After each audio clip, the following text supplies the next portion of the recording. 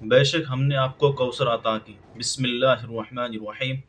انا اعطیناک الکوثر۔ اے نبی جی ہم نے آپ کو کوثر یعنی نہر عطا کی۔ خلاصہ تفسیر: بے شک ہم نے آپ کو کوثر یعنی جنت کی ایک حوض کا نام بھی ہے اور ہر خیر کثیر بھی اس میں شامل ہے عطا فرمائی، جس میں دنیا و آخرت کی ہر خیر و بھلائی شامل ہے۔ دنیا میں دین اسلام کی بقا و ترقی اور آخرت میں جنت کے درجات عالیہ سب داخل ہیں۔ سو ان نعمتوں کے شکر میں آپ اپنے پروردگار کی نماز پڑھیے، کیونکہ سب سے بڑی نعمت کے شکر میں سب سے بڑی عبادت چاہیے اور وہ نماز ہے۔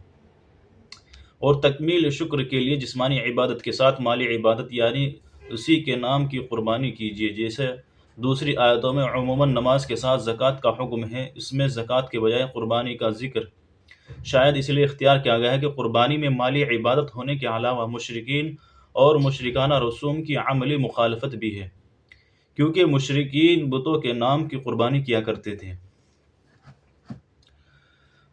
آگے حضرت صلی اللہ علیہ وسلم کے صاحبزادے قاسم کے بچپن میں وفات پر بعض مشرکین نے جو یہ طعنہ دیا تھا کہ ان کی نسل نہ چلے گی اور ان کے دین کا سلسلہ جلد ختم ہو جائے گا، اس کا جواب ہے کہ آپ بفضلہ تعالی بے نام و نشان نہیں ہیں، بلکہ بالیقین آپ کا دشمن ہی بے نام و نشان ہے، خواہ ظاہری نسل اس دشمن کے چلے یا نہ چلے، لیکن دنیا میں اس کا ذکر خیر باقی نہیں رہے گا، بخلاف آپ کے کہ آپ کی امت اور آپ کی یاد نیک نامی، محبت و اعتزاز کے ساتھ باقی رہے گی، اور یہ سب نعمتیں لفظ کوثر کے مفہوم میں داخل ہے۔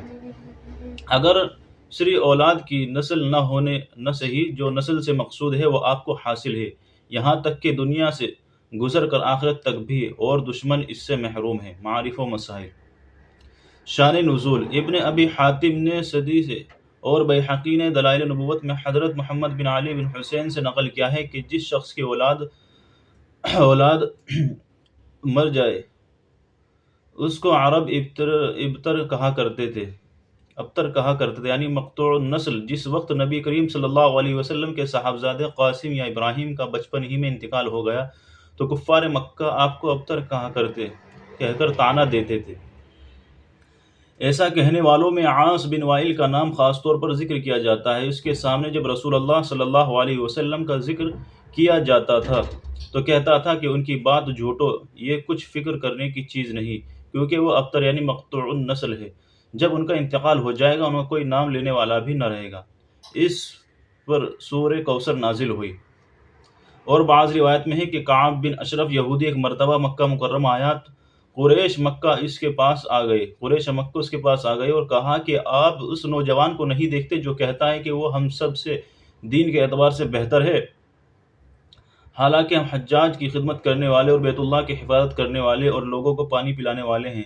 کعب نے یہ سن کر کہا کہ نہیں، تم لوگ اس سے بہتر ہو۔ اس پر سورہ کوثر نازل ہوئی۔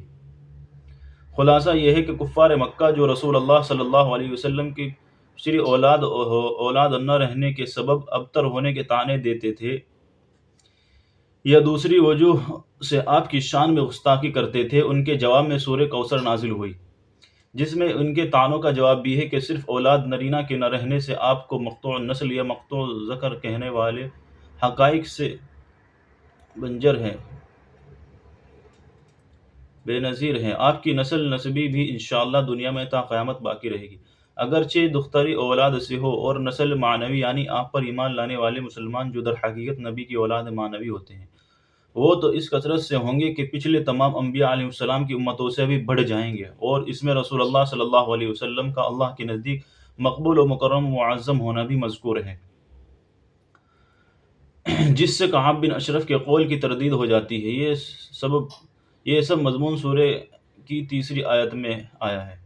انا اعطیناک الکوثر۔ امام بخاری نے حضرت ابن عباس سے اس کی تفسیر میں روایت کیا کہ انہوں نے فرمایا کہ کوثر وہ خیر کثیر ہے جو اللہ تعالیٰ نے آپ کو عطا فرمائی ہے۔ ابن عباس کے خاص شاگرد سعید بن خبیر سے کسی نے کہا کہ بعض لوگ کہتے ہیں کہ کوثر جنت کی ایک نہر کا نام ہے، تو سعید بن جبیر نے جواب دیا کہ ابن عباس کا قول اس کے منافی نہیں، بلکہ وہ نہر جنت جس کا نام کوثر ہے وہ بھی اس خیر کثیر میں داخل ہے، اسی لیے امام تفسیر مجاہد نے کوثر کی تفسیر میں فرمایا کہ وہ دنیا و آخرت دونوں کی خیر کثیر ہے۔ اس میں جنت کی خاص نہر کوثر بھی شامل ہے۔ حوض کوثر، بخاری و مسلم، ابو داؤد، نسائی نے حضرت انس سے روایت کیا ہے کہ مسلم کی الفاظ یہ ہیں: ایک روز جبکہ رسول اللہ صلی اللہ علیہ وسلم مسجد میں ہمارے درمیان تھے، اچانک آپ پر ایک قسم کی نیند یا بے ہوشی کی سی کیفیت طاری ہوئی۔ پھر ہنستے ہوئے آپ نے سر مبارک اٹھایا۔ ہم نے پوچھا، یا رسول اللہ، آپ کی ہنسنے کا سبب کیا ہے؟ تو فرمایا کہ مجھ پر اسی وقت ایک سورت نازل ہوئی۔ پھر آپ نے بسم اللہ کے ساتھ سورہ کوثر پڑھی۔ پھر فرمایا تم جانتے ہو کوثر کیا چیز ہے؟ ہم نے عرض کیا اللہ اور رسول اعلم۔ آپ نے فرمایا کہ ایک نہر ہے جنت میں، جس کا میرے رب نے مجھ سے وعدہ فرمایا، جس میں خیر کثیر ہے، اور وہ حوض ہے جس پر میری امت قیامت کے روز پانی پینے کے لیے آئے گی۔ اس کے پانی پینے کے برتن آسمان کے ستاروں کی تعداد میں ہوں گے۔ اس وقت بعض لوگوں کو فرشتے حوض سے ہٹا دیں گے، تو میں کہوں گا کہ میرے پروردگار، یہ تو میری امت میں ہے۔ اللہ تعالیٰ فرمائے گا کہ آپ نہیں جانتے کہ اس نے آپ کے بعد کیا نیا دین اختیار کیا ہے۔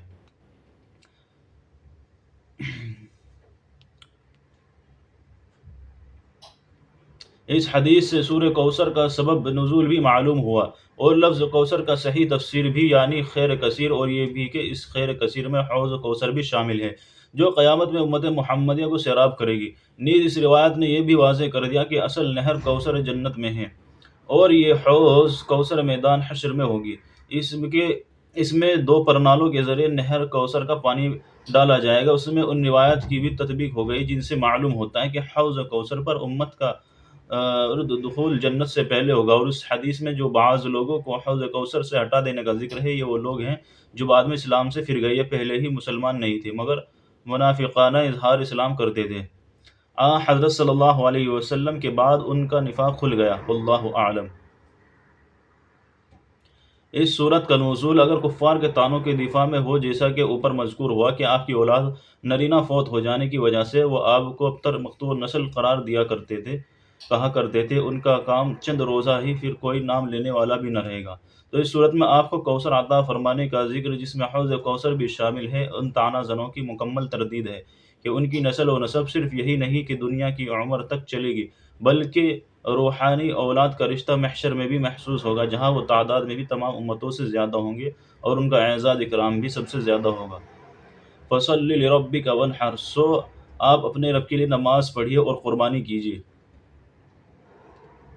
ان شانئک هو الابتر، بے شک آپ کی شان وہی ابتر ہے، بے شک جو دشمن ہے تیرا وہی رہ گیا پیچھے کٹا۔ صدق اللہ العظیم۔